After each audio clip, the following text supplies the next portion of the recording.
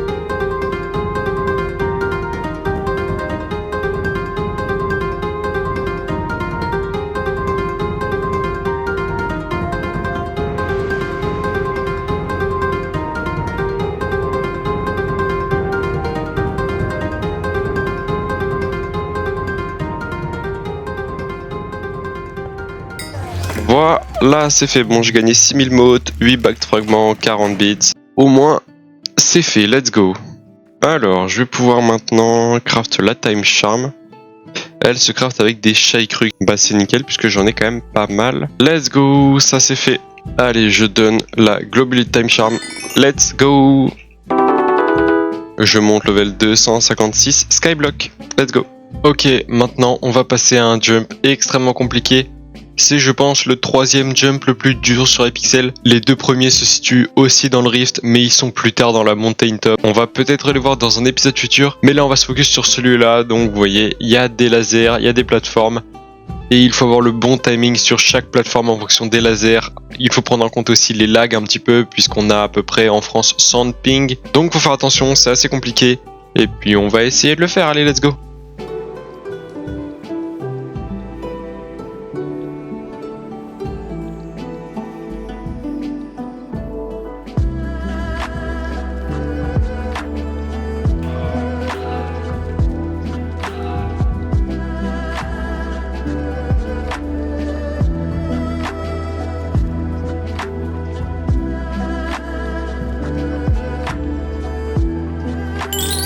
Let's go. Bon, j'ai eu de la chance, j'ai failli me fail à 2 reprises. Bref, vous avez vu, le jump en vrai est assez dur. En vrai, j'ai vraiment eu de la chance quand même, si on y pense. Heureusement que j'avais l'aspect of the Lich quand même, ça aide. Oh là là, let's go, let's go, let's go, let's go. Bon, je crois qu'il y a une Montezuma Soul ici de mémoire, oui. Montezuma Soul, on a toutes les pièces de Montezuma 9 sur 9 et on gagne 145 de Rift Time, 18 de mana régène. Est-ce qu'il y a quelque chose d'autre ici? Je ne crois pas. Ouais, je crois que c'est tout. Je vais pouvoir parler à Dir. Dir qui me dit que j'ai besoin d'un bateau volant. Je vais aller le chercher, son bateau volant. 25 000 motes pour craft le bateau. Bon bah voilà, c'est fait. J'ai plus beaucoup de motes, hein. Il me reste plus que 52 000. Heureusement, je n'ai pas besoin de faire le jump, puisque une fois que je l'ai terminé, Phaser me téléporte gratuitement si j'ai envie. Et là, je peux utiliser le Flying Boat. Bon, le bruit est insupportable. Mais on y est, me voilà maintenant dans le Stilgore Château. Alors, est-ce que je peux mettre le bateau dans le C? Donc on y est, nous sommes dans le Stilgore Château. Alors, je peux vous présenter vite fait un petit peu comment ça fonctionne. Déjà, il y a des nouveaux mobs à Crux. Ils sont là. Et puis, il y a des vampires. Je vais commencer à le taper, lui. Mais voilà, il y a des nouveaux mobs à Crux qui sont juste là. Il y a différents types de vampires, comme par exemple le Thrall, ou alors les vampires directement qui sont plus dans le château. Vous voyez, juste ici. Bon, ça s'appelle, bon, des fledglings. Enfin bref, voilà. Autour de l'île, il y a plusieurs piliers comme ceci, donc il y en a 6. Et au-dessus de ces piliers, il y a des blocs de redstone, donc il y en a, j'avoue, je sais plus combien, peut-être 6 ou 7. Et il faudra tous les casser pour donner des bonus de dégâts. Vous voyez, je fais 38 de damage par coup, à la place de 26 de base. Bon, par contre, il me poursuit. Ça, c'est pas cool. On va commencer par déjà chercher toutes les énigmes à soul, etc. Parce qu'il y en a quand même pas mal. Si on regarde un petit peu... Ah, il faut que de me taper. Oh, arrêtez s'il vous plaît. Si on regarde un petit peu, il y a 6 énigmes à soul.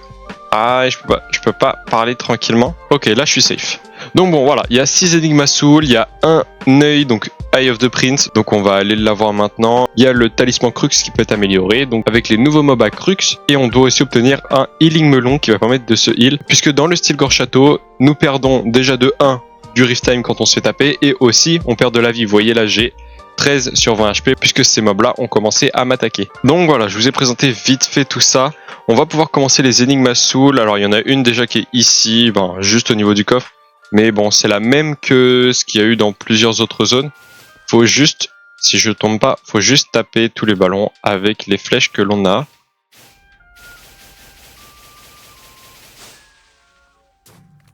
Première énigme à soul, let's go. Je crois qu'il y en a une dans les arbres aussi ici, mais j'avoue je ne sais plus où exactement. On va aller en faire une qui est assez compliquée. Et c'est l'énigme à soul du pot de fleurs. Alors regardez un petit peu le jump. Ça paraît simple, mais le jump est assez compliqué quand même. Ok.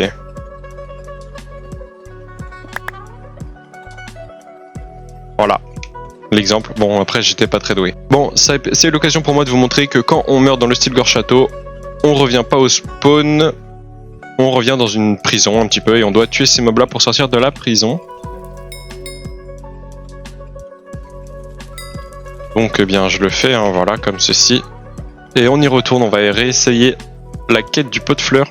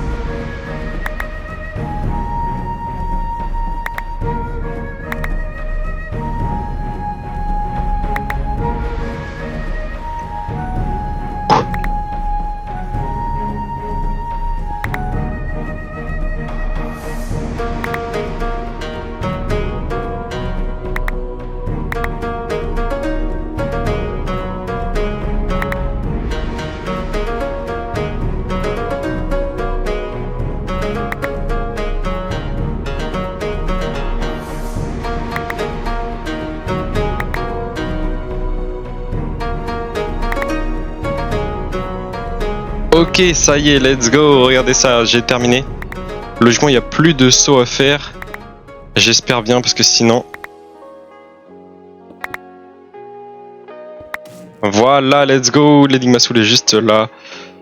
C'est bon. Ouh, lolo, j'ai mis un peu de temps en vrai. J'ai galéré, je suis tombé, mais bon, j'ai trouvé une petite stratégie. Bon, maintenant, ce que je vais chercher, ça va être l'œil. L'œil qui va permettre de me téléporter. Il est juste là. J'y vais, je vais le fight. Tac. Allez. Voilà, au moins comme ça, je pourrais me téléporter quand j'ai envie. Tiens, voilà de quoi je parlais. Par exemple, les blocs de redstone, bon, il n'y en a pas 6 ou 7, mais 6 de hauteur. Donc vous voyez, on casse. Et voilà, on en a fait un déjà. Et on gagne 2 de rift damage par blood effigie cassé. Bon, je vais continuer les énigmes à soul. Il y en a une qui est assez simple, je crois. C'est celle avec le petit fantôme blanc qui est juste là. Voilà, faut juste que je le suive. Ah ouais, c'était donc cette énigme à soul qui était dans les arbres. Je savais qu'il y en avait une dans les arbres. mais je ne savais plus si c'était celle-là ou alors si c'était une autre qu'il fallait chercher comme ça. Parfait. Let's go, 39e Enigma Soul sur 52. Alors je pourrais en faire pour l'instant qu'une seule parce que les deux autres sont un petit peu plus compliqués à avoir. Il faut d'autres items que je n'ai pas pour le moment. Je crois qu'il y en a une qui est juste là. Oui, juste là. Et voilà, 40e Fairy Soul sur 52. Bon, comme je vous l'ai dit, les deux autres, je ne pourrais pas les avoir maintenant. Donc ce que je vais faire, c'est que je vais commencer à farm les nouveaux Crux mobs. Donc ça va être les splatters juste ici. C'est l'occasion pour moi de vous montrer comment ils fonctionnent. En vrai, ils sont pas très puissants comparés aux autres qu'il y avait avant. Je vais vous montrer, donc on les tape comme ceci. Et puis voilà, ça se fait tout seul. Il n'y a pas de phase de boss, truc comme ça, juste en fait on perd nos cœurs. Et nos cœurs, faut les récupérer au sol logiquement. Bon là j'ai dû les récupérer d'un coup. Ok voilà, je vais vous montrer, donc regardez. Vous voyez, là j'ai plus que 4 cœurs. Il faut que j'aille récupérer mes cœurs pour avoir plus de vie. Et après je peux le taper, voilà. Voilà, vous avez compris, maintenant je vais farm assez de Splatter Crux pour farm ce nouveau talisman. C'est un mythique talisman et il va me donner encore plus de Rift Time et encore plus de Crux Fortune. Donc allez, let's go. Ok, bon la session de Rift vient de se terminer, j'en ai farm 18. On y retourne direct. Ok, c'est bon, j'ai tout ce qu'il faut, j'ai les 32. Alors, je vais pouvoir aller chercher la première Enigma Soul qu'il me faut. Elle se situe dans la grande tour juste ici, avec des fées qui sont juste là. Bon, je vais parler à la première fée, mais surtout la fée qui compte, c'est vraiment celle qui est tout en haut. Faut lui parler, et on peut lui acheter une Enigma Soul pour 10 000 motes et 32 Splatter Crux. On le fait, et ça nous fait notre 41e Enigma Soul. Pour la dernière, vous voyez, elle se situe juste là. Alors, juste comment y aller. Ça, j'avoue, j'ai pas réfléchi à ça encore. Ok, c'est bon. Et là, je peux l'avoir. Et on a la 42e Enigma Soul. Enfin, bref. On va pouvoir commencer maintenant la chose la plus intéressante dans le Stilgore Château. Ce sont les Vampire Slayers. Alors, pour commencer les Vampire Slayers, il y a Maddox qui est juste là. On parle à Maddox. Et donc voilà, là, on parle à Maddox. Et avec Maddox, on peut lancer le Riftstalker Bloodfiend. C'est parti. Bon bah ça coûte 2000 motes malheureusement. J'espère que je vais pas être en manque de motes. Et puis on est parti pour le premier Slayer. Alors j'avoue je sais plus les capacités que chacun a. Sûrement que le premier tir a rien comme capacité. Je l'espère, ça m'arrangerait parce que sinon ça deviendrait un petit peu compliqué. Mais donc il faut que je tue. Donc je peux tuer soit les vampires directement, soit les petits mobs rouges qu'il y a. Sachant que les vampires mettent plus de dégâts quand même, mais ils ne rapportent pas plus d'XP, donc ça ne change rien. Allez, le premier Slayer qui va spawn... Ah quoique, non attendez, je vais m'éloigner un petit peu, j'ai pas envie d'être dérangé. Allez, let's go. Bon, que fait-il? Je ne sais plus ce qui se fait, faut juste que je pense à me heal. C'est vraiment le plus important, vous voyez les dégâts que je prends, c'est abusé. Ok, là faut que je reste sur la zone verte, bon ça va. Tac.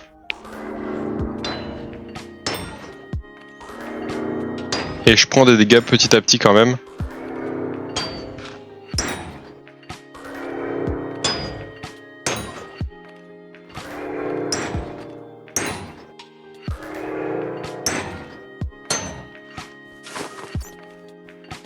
Et on y retourne, deuxième phase. Ok, premier Vampire Slayer, let's go. On l'a fait en 52,5 secondes, c'est pas mal en vrai, pour un premier ça va. Et donc il nous a drop des Coven Seal. Alors les Coven Seal, on peut voir ça sert à énormément de choses. Déjà, ça permet de faire un Stick Stake. Alors le Stick Take, ça permet de one-shot instant le vampire quand il est à 20% de ses HP. Donc c'est extrêmement fort. Faudra qu'on le craft, mais ça va pas être la priorité pour le moment. Il y a le casque suivant. Vous voyez la Anti-Bite Scarf, qui donne un cœur en plus et 22 secondes de Rift Time supplémentaire. Ensuite, on a, je vous en ai déjà parlé, le Juicy Healing Melon qui heal un petit peu plus. Nous avons la nouvelle épée, donc la Silver Last Karambit. Nous avons un Maddox Bat Phone, donc le Maddox Bat Phone en vrai, est-ce que j'en ai besoin, je ne sais pas. Il y a le Blood Badge, le Blood Badge est nécessaire pour crafter la prochaine Time Charm. Et enfin, on a le Holy Ice qui permet de réduire de 80% les dégâts que l'on prend pendant 1,5 secondes. Bon, c'est utile, mais nous on va vraiment se focus pour l'instant, je pense, sur le casque. On va refaire un Slayer tier 1.